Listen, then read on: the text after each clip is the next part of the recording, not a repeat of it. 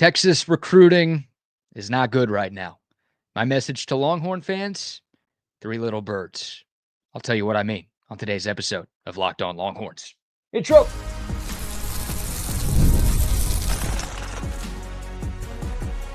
You are Locked On Longhorns, your daily podcast on the Texas Longhorns. Part of the Locked On Podcast Network, your team every day.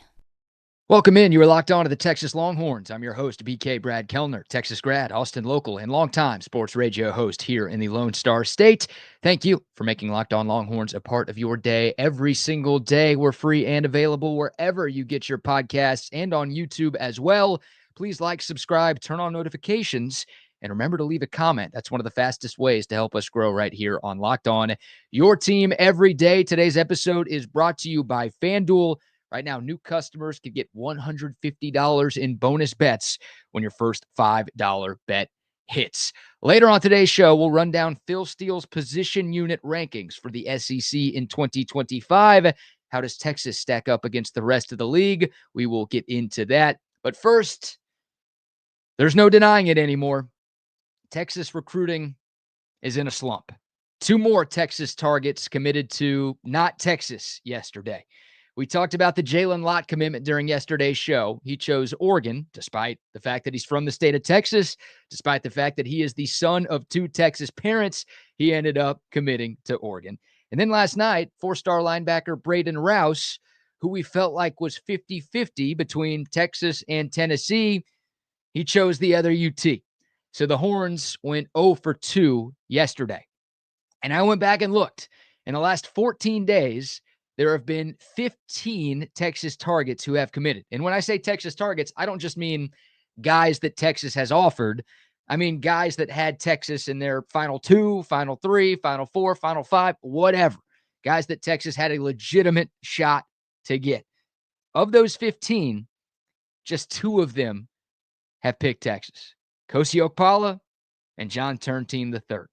So the Horns are 2 for their last 15. I know we're not talking baseball here, but that's a batting average of 133.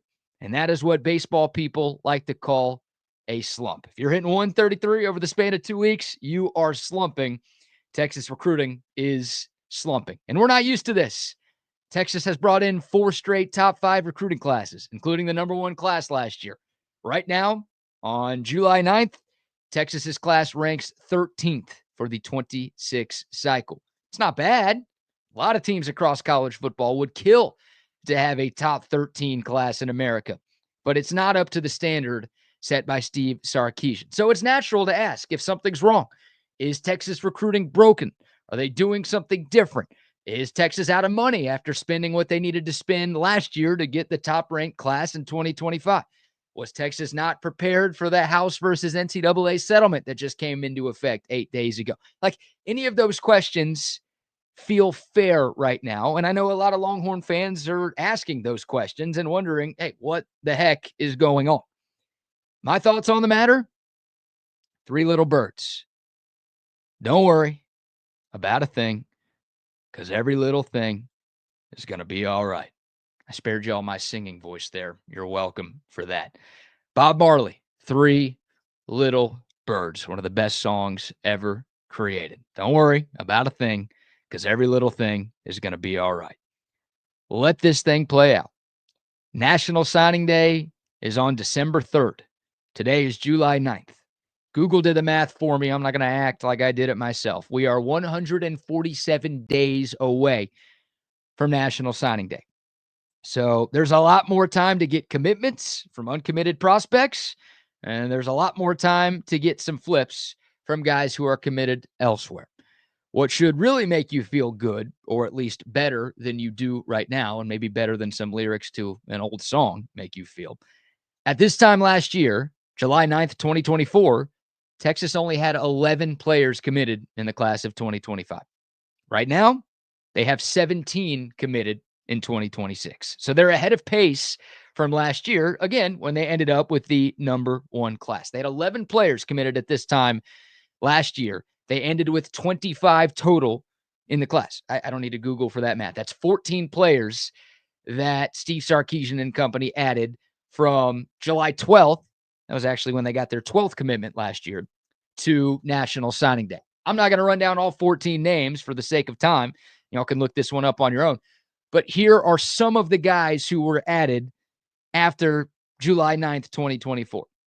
Four-star defensive tackle Myron Charles. Four-star defensive tackle Josiah Sharma. Both of those guys flipped from other schools. Five-star athlete Jonah Williams.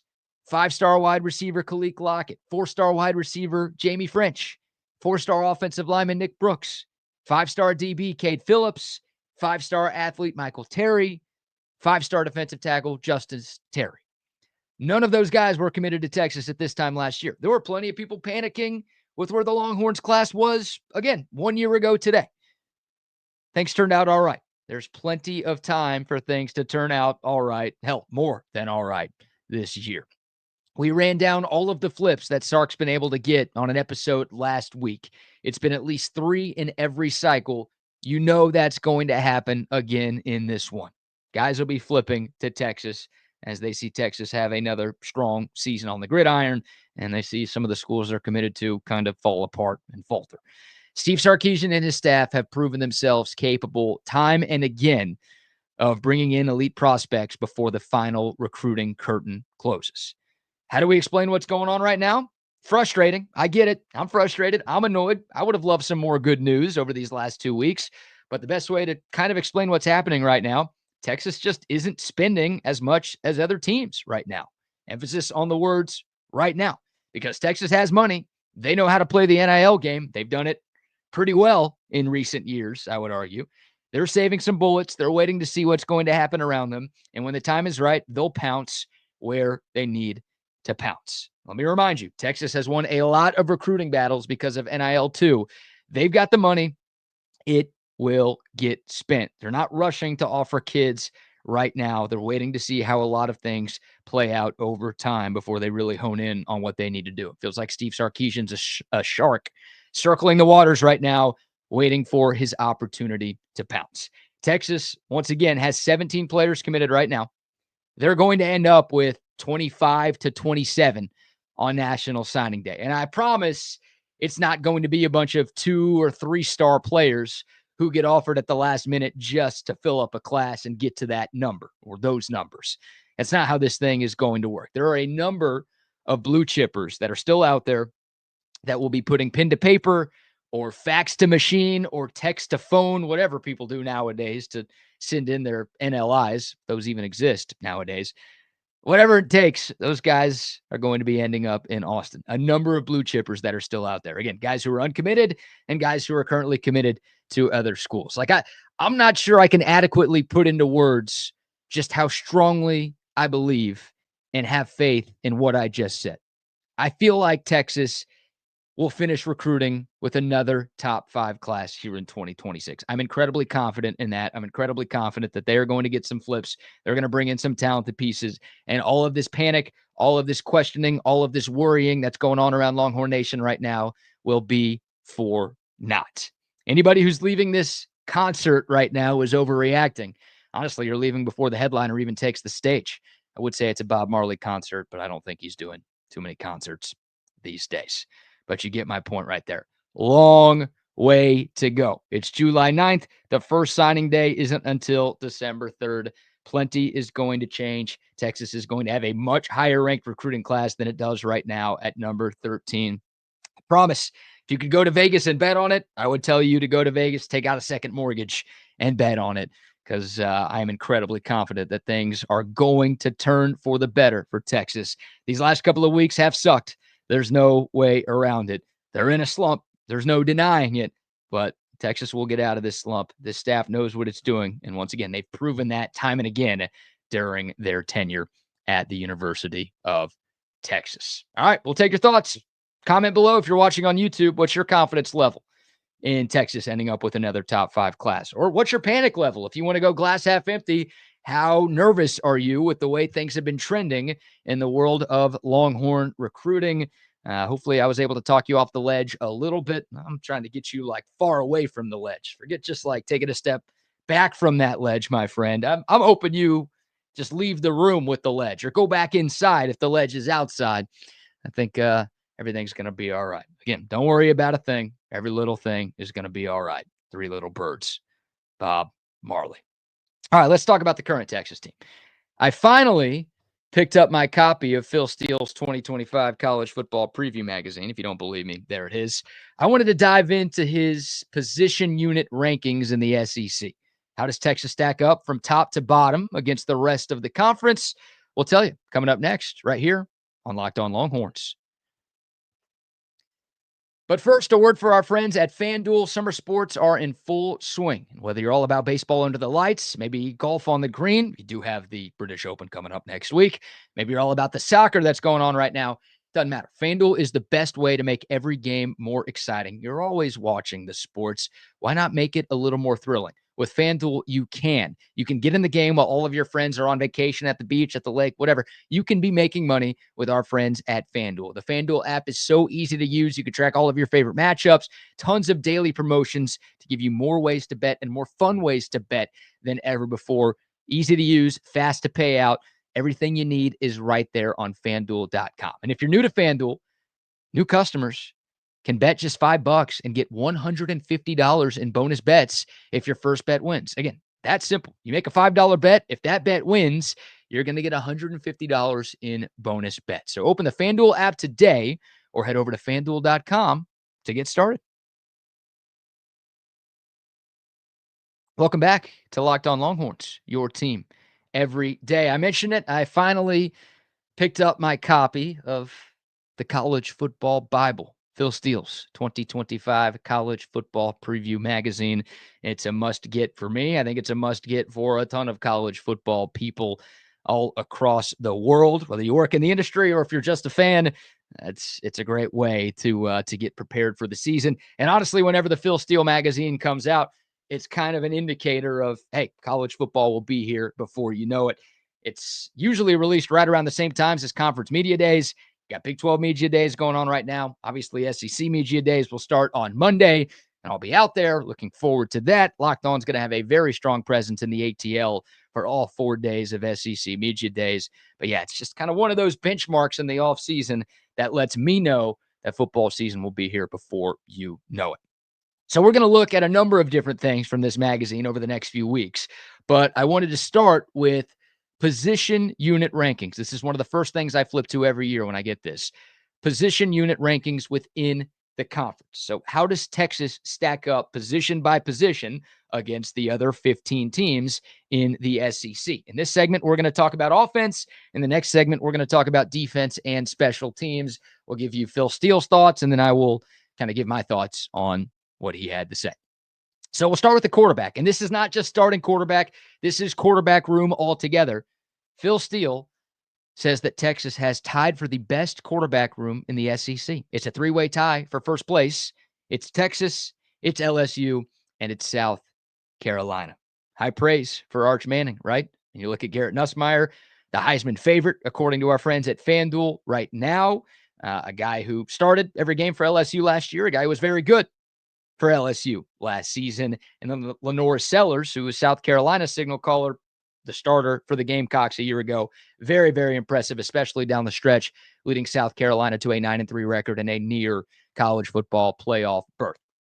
So Arch Manning, and again, it's the whole quarterback room. So Trey Owens and Matthew Caldwell and KJ Lacey are involved too, but it's obvious Texas is number one because Phil Steele has very high expectations for Arch Manning, and we all do.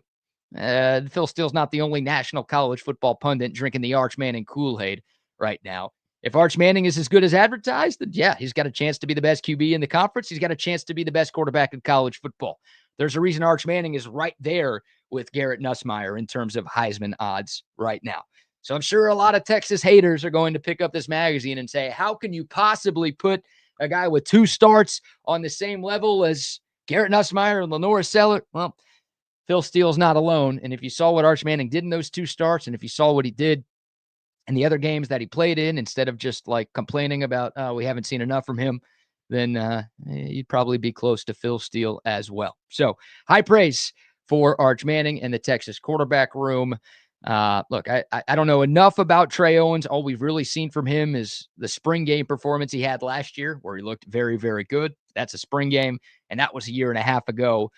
Texas went out and got Matthew Caldwell, the transfer from Troy, to give him some veteran experience off the bench. But it's the same for LSU, same for South Carolina. If their starting quarterbacks miss a significant chunk of time, then you can cancel Christmas because the season's over. So, yeah, Arch Manning, I'm cool with him being number one. I'm cool with him being near the top. We'll move on from there. What about the running back room? Texas also ranked number one in the conference. But once again, we have another three-way tie atop the league. It's Texas, Texas A&M, and Oklahoma. How about that? Your two biggest rivals right there with you. It's the best running backs rooms in the conference. I agree with A&M being there. I think A&M's running back room is really good. If Le'Veon Moss can get back to the player he was pre-injury, they've got Amari Daniels, they've got Reuben Owens, former five-star. The Aggies' run game is going to be very, very good. That's going to be the strength of their offense. I'm not a huge Marcel Reed guy. I don't love their receivers. If that offense is going to do anything, it's going to be because of their running game. They've got depth. They've got high-end talent, and that's what Texas has too. Trey Wisner, the only returning 1,000-yard rusher from last year in the SEC. C.J. Baxter, former number one running back recruit in America. He's back from injury. You got Jared Gibson, who looked pretty good as a freshman. You got Christian Clark, who was a highly touted recruit. He, of course, is coming off of an injury as well, but he is back in the mix. And you've got a couple of freshmen early enrollees, too, who I think have some long-term potential, some serious long-term potential. So Texas has depth. They've got talent at the top. They've got a couple of NFL caliber running backs, I think, with Trey Wisner and C.J. Baxter, and maybe a few more too. But those are the guys we know about right now. I'm with Texas being there. Oklahoma, I don't get. Oklahoma couldn't run at all last year. I know they got Jaden Ott, who 2 years ago was one of the best running backs in America at Cal. Last year he got hurt. When he came back, he wasn't very good. And Oklahoma's offensive line wasn't very good. And Javonte Barnes and Taylor Tatum, who were there last year, I don't want to spend too much time talking about the Sooners, but those guys weren't good running the football. So to have them number one, that feels off to me. Texas and Texas A&M, I think both of them have a strong case as the best backfields in the league. On to wide receiver. Phil Steele has the Texas wide receiver room fourth in the conference. So the first position where the Longhorns aren't at the very top. I'm fine with this. I think there's a chance Texas has, a top three wide receiver room in the SEC when the year is all said and done. But considering how much the Longhorns lost with Matthew Golden and Silas Bolden and Isaiah Bond, and I think tight ends are thrown into this category too because there's no tight end ranking. So adding Gunnar Helm into the mix of guys who left, then yeah, Texas is losing a lot. We saw some good things from Ryan Wingo last year, but less than 30 catches. We saw some good things from DeAndre Moore, but only 1 year of production from him. Emmett Mosley was great at Stanford, but that was at Stanford. This is different. And Jack Andrews was great at Cal. That was Cal. This is different. So look, fourth isn't bad. You're fourth out of 16. You're in a good spot. But, Alabama, Auburn, and I should have written down who the third team was that's tied for first. Those guys have some more proven commodities and some more high-impact transfers. I'm flipping through the magazine right now to see if I can find it. LSU. Those guys have a little bit more proof in the pudding in their wide receiver room. So I'm fine with Texas being number 4, but I think if that room lives up to its potential, it can be higher by the end of the year. And last but not least, on the offensive side of the football, the offensive line. This is the lowest rated unit for Texas, according to Phil Steele. He has the Longhorns as the 8th best O-line in the SEC. And I went and looked at his national position unit rankings too. And we'll spend another segment on another day kind of talking about where Texas stacks up around the country. But Texas isn't in the top 25 in terms of offensive line nationally. Last year, I think they were number 1 or number 2 on Phil Steele's rankings going into the year. This year, you lose 4 starters, a big step back on paper, and a big step back on these papers printed out by Phil Steele's people. So it's understandable. I think Texas will have a better offensive line than Phil Steele does. My hope is that this group is better than last year's group. I'm not guaranteeing that that's going to happen, but I don't think it's out of the realm of possibility because last year's group left some meat on the bone. And, I didn't think they were consistent enough, especially in the run game. I thought there were too many penalties at times. There are areas where the Texas offensive line can improve this year. But again, when you're replacing 4 starters and one of the guys that's gone is Kelvin Banks, who was a top 10 pick of the draft, it's not going to be easy.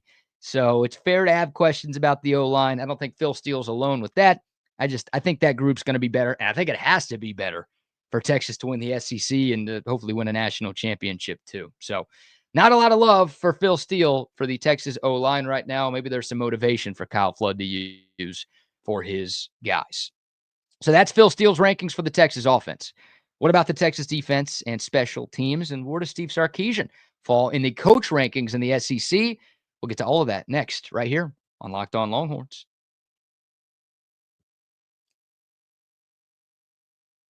All right, back here on Locked On Longhorns, your team every day. Final segment on a Hump Day show. Going to the defensive side of the football, Phil Steele's position rankings for the Longhorn defense. Starting up front with the defensive line, Phil Steele says Texas has the number 2 D-line in the SEC, behind only Oklahoma, who's at number 1. I do wonder, and obviously Phil Steele waits until after the spring to publish this magazine. It just came out a couple of weeks ago. I do wonder, like, right after the season, or maybe even going into spring ball, where Texas's defensive line would have ranked in these rankings, before the 5 transfer portal additions that the Longhorns brought in. Because that was, I think, everybody's biggest question. Like, once Collins and Broughton announced that they were leaving, and then, Texas lost 7 scholarship D linemen from last year. So once you saw some guys go to the draft and some guys go to the portal, it's like, uh-oh, like we don't even have bodies. There's like 2 scholarship players coming back on the defensive front. That's going to be a huge problem for this team. And then Texas goes out. They brought in 3 really, really good recruits out of high school. They also hit the portal hard and brought in 5, quality defensive linemen, 4 of them from the Big Ten, and all of them from power conferences. So that definitely helped Texas's standing here. That helped my confidence level in what this Texas defensive line is going to be. The Longhorns tied with Alabama for second, again, behind Oklahoma. Oklahoma's got a very good defensive front. They had that last year. A lot of the guys are coming back from them. But yeah, Texas, again, I thought it was a weakness a few months ago.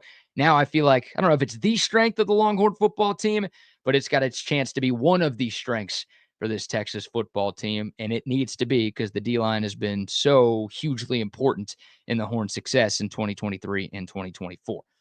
Moving back to the linebackers, Texas tied for first. Best linebacking unit in the conference, tied with Oklahoma, even though OU lost Danny Stutzman. Texas, Anthony Hill's, I think, the best linebacker in the country. Leon Galafau looked really good and got so much better as last year went along. Now he's going into year 3 with the program. That's a really good 1-2 punch. You add Brad Spence from Arkansas, who was their 3rd leading tackler last year. He already has played SEC football before. That's a good thing. Ty Anthony Smith going into year 2. You've got some talent. You've got some depth there. It all starts at the top with Ant Hill, of course. But yeah, I think the Longhorns have one of the best linebacking rooms in America. They've got great coaching there as well. So I'm with it. I'm with it on this one. I don't know if I'd go as high on Oklahoma, but Phil Steele is drinking the Brent Venables Kool-Aid, and we'll get into more of that in another episode. But he's very high on the Sooners, at least compared to me, and I think compared to most out there. Back to the secondary. Phil Steele has Texas as the number 3 defensive backfield in the SEC. There's a 2-way tie for first with Alabama and Texas A&M. Got the Longhorns at 3. I don't want to complain too much about top 3. That's pretty damn good. But, man, we ran down Athlon Sports preseason magazine, and they had Texas as the top-ranked secondary in America, not just in the conference, but in the country. I thought that might have been a little high, but now I'm sitting here thinking 3 in the SEC might be a little low for Texas. I get it. No Jahdae Barron, no Andrew Makuba. Those guys won't be easy to replace at all. Thorpe Award winner, all-conference caliber player, a couple of top 2-round picks in the NFL. Those dudes are studs. They will be missed, but there's so much talent. Michael Taft coming back. He's an All-American. Manny Muhammad, I think, has a chance to be an all-conference caliber player this year. I think he was last year, to be honest with you, before the playoff. You've got Gilbo. You've got 4 and 5 stars galore at corner, at slot corner, at safety. Maybe it's not as proven as some other positions on the Texas defense because of what you're losing, but there's so much talent there, and you've got Dwayne Akina back. I think Texas is going to have one of the best secondaries in the SEC. Again, 3rd. It sounds like that's a bad thing. It's not. If Texas has a top 3 secondary in the conference, it's probably a top 10 secondary in college football. So I don't know why I'm pulling my hair out over this, but I think this secondary has a chance to be really, really elite. They're obviously going to be tested early on against Jeremiah Smith and Ohio State. This one's interesting. Phil Steele has Texas as the number one special teams unit in the conference, and there is no tie for first place. Texas, sole possession of number one. Texas had a bottom 15 special teams unit in the country last year. Now, they got a new kicker. They've got a new punter. They've got new return men, although Silas Bolden wasn't a problem as a returner. The kicking and the punting was just not up to snuff at Texas. I like the Mason Shipley pickup. Called him one of my 10 most important Longhorns on yesterday's show. I like the Jack Bomeister pickup. I don't think he's Michael Dixon, but just go back to how much of a difference maker Michael Dixon was as a punter at Texas. I mean, that guy was an MVP of a bowl game one year. He was so good and so impactful. I don't think Bomeister's that, but I think that hidden yardage in the punting game, it wasn't there for Texas last year. It's going to be there this year. So I love that Jeff Banks and Sark, they made it a priority to get that special teams fixed. But I can't put them at number one. I won't sit here and act like I know the other 15-team special team units, but after what I saw from last year's squad, that's a little high for me. But hey, we'll take the praise when we can get it. And then last but not least, the head coach rankings. Steve Sarkisian at number 2. No surprise, Kirby Smart's at number 1. He should be. He's won 2 national championships. He's your only national championship winning head coach in this conference right now. So he should be there at number 1. Sark is number 2. It's hard to argue. The only coach in the country who's been to back-to-back college football playoff semifinals. Brian Kelly is 3. Kalen DeBoer and Lane Kiffin are tied for number 4, if you were curious about the company that Steve Sarkisian is holding there. But, yeah, number 2 feels right. Kirby Smart would be my pick for coach of the year, and he'd be the guy that I would want leading the program. But Steve Sarkisian's not far behind. All he has to do is win a national championship. I guess he has to win 2 to get to Kirby's level. But that's where Phil Steele has Sark ranked right now. So there you go. Comment below with your thoughts. Again, the offensive and defensive and special teams and coaching rankings according to Phil Steele's 2025 College Football Preview Magazine. Do you agree? Do you disagree? Or did he get it right? Or did he get it wrong? Would love to hear from y'all. Always do. Please comment below with your thoughts. That really helps us grow. If you made it this far, thank you very much. Number 2, please remember to like, share, comment, subscribe, rate 5 stars, all of those great things. Really appreciate y'all making Locked On Longhorns a part of your day.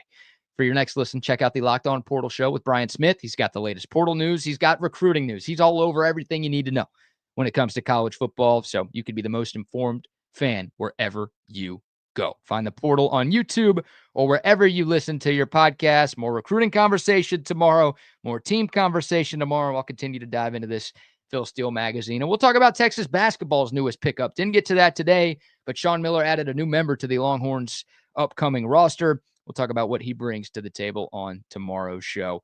We got you covered. But until next time, horns up, mic's off. We'll see y'all soon. This is Locked On Longhorns.